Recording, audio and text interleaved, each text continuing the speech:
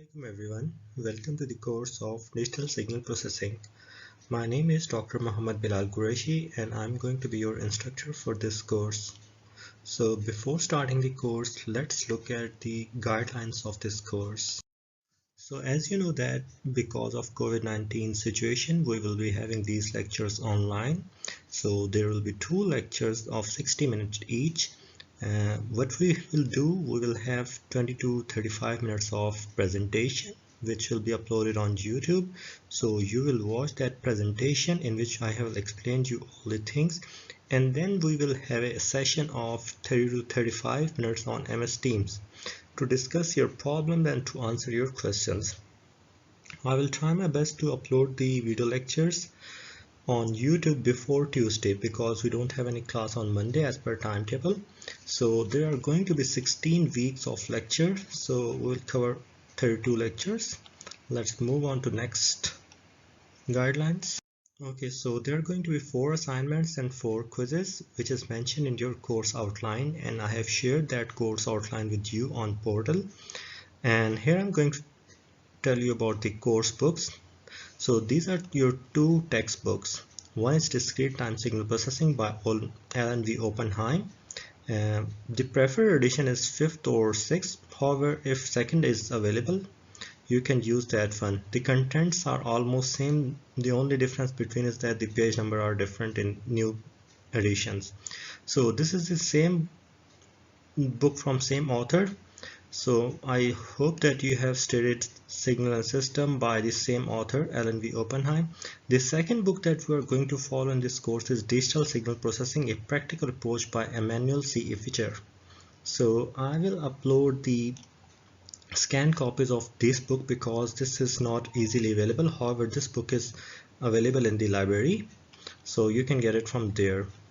So let me talk about what we are going to study from this textbook, the first one and second one. So from the first textbook, we are going to talk about signal and system. So the first chapter is just the recap of what you have studied in signal system. We will talk about signal system, we will talk about LTS system, we will talk about impulse response, convolution, Fourier transform properties, and then we will shift to our main topic, that is sampling. So we'll talk about the phenomena of sampling. We'll study the undersampling, oversampling, downsampling, upsampling, and then we will shift to another transformation, which is Z transform. So we'll talk about Z transform, and then we will use that Z transform to study the different behavior or different transformations of a system. Then finally we'll talk about the structures. So these 5 chapters are initially from the book of Discrete Time Signal Processing. Then the second book, we will use this second book exclusively for designing filters. So we'll talk about the designing of 2 filters, that is FIR, finite impulse response, and IER. So we'll talk about these filters in detail. So these are the reference books that you can follow Digital Signal Processing by Sullivan, 2nd edition, Advanced Digital Signal Processing by J.G. Procus, and then Digital Signal Processing, a computer-based approach, McGraw-Hill. So these are the reference books which you can use.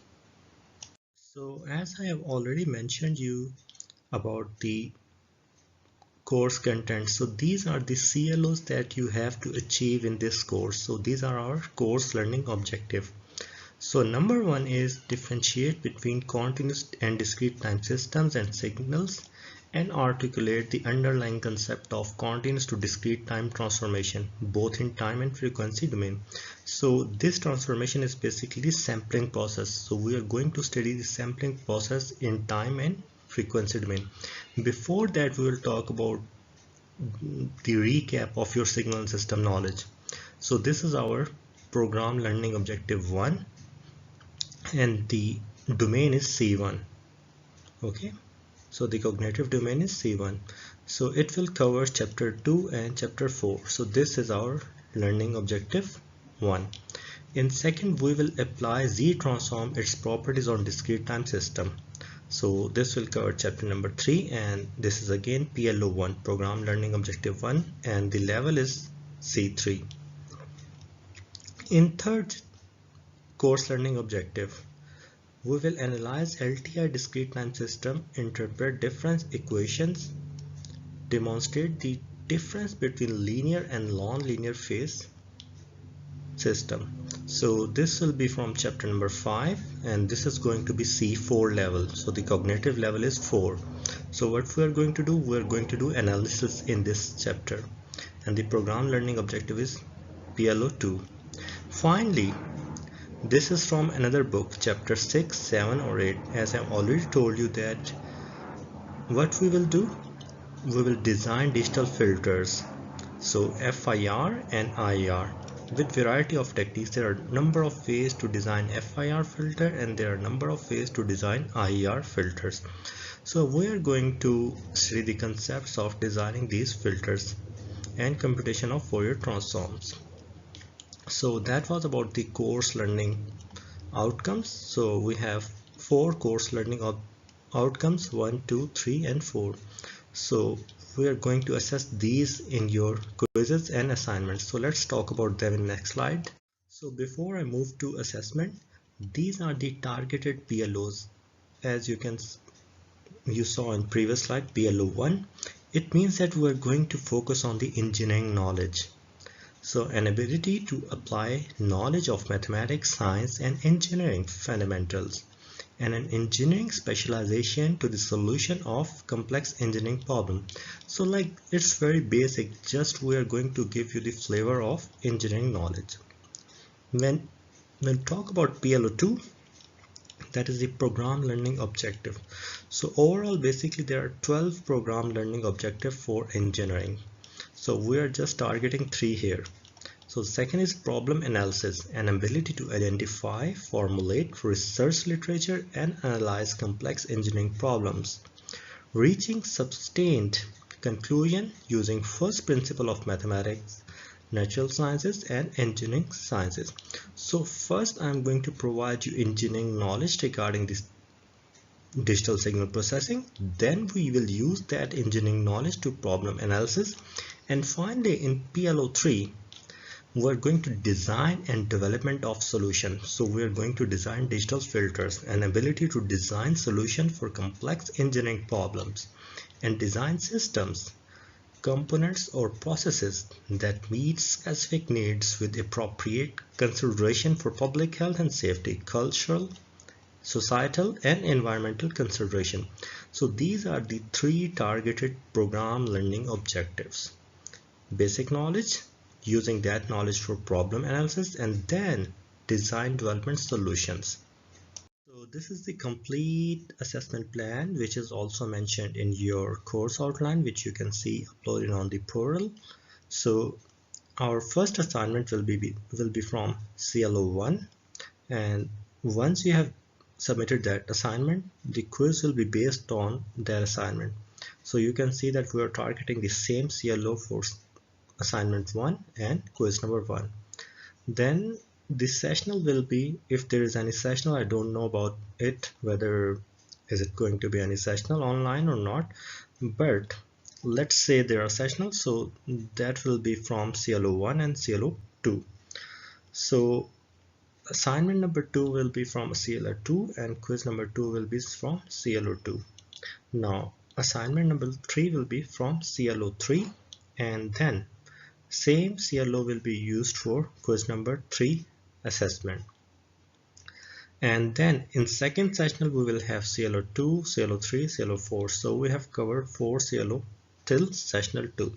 And then we will have finally assignment number 4 and assignment number quiz number 4 from CLO4. And in terminal exam we will have all these CLOs. So the reason for having these CLOs multiple times, you can see that we have CLO1 in assignment and quiz, and then we have in sessional.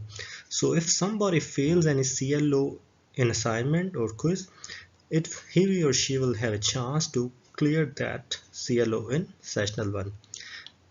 In OBE based learning, you must need to clear all the CLOs. So that's why in terminal exam you see all the CLOs again. So it means that one question is going to be CLO 5, CLO 4, CLO 3, CLO 2 and CLO 1. Okay, so that was all about the assessment plan of the digital signal processing course. So these are the few instructions regarding the online lectures that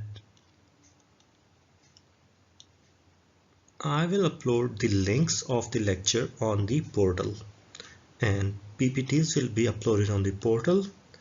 All other supporting documents will be shared on portal. So please regularly keep watching the portal because I'm going to share all the things on the portal. Okay, links will be uploaded on the portal, PPT will be uploaded on the portal, and all the relative links will be uploaded on the portal. Now regarding the attendance, I will share the attendance link at the start of the online lecture. So what you have to do, you have to mark the attendance at the start of the lecture as well as at the end of the lecture. It is mandatory for everyone to mark attendance 2 times, and students are encouraged to ask questions without creating disturbance. So I will expect one person to speak at a time and rest of you to please listen, and I will try to answer as many questions as possible. So first what you're gonna do, you will go through the video, you will watch the video, and then I will try to explain that lecture myself, and finally you can do question answer session. Thank you very much.